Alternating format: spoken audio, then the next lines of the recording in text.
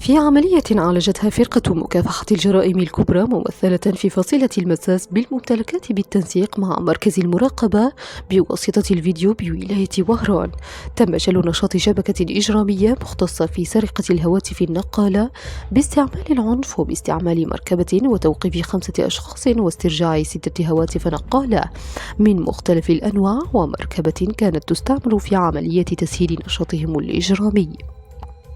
فصول العملية تعود إلى شكاوى أودعتها بعض ضحايا السرقة طالت هواتفهم النقالة عن طريق الاعتداء، تعرضوا لذلك باستخدام مركبة ليباشر عناصر الفرقة تحرياتهم الميدانية والتقنية، وبفضل استغلال جانب الاستعلام الميداني والتنسيق مع المركز الولائي للمراقبة بواسطة الفيديو تم تحديد المركبة وهوية صاحبها ووجهتها.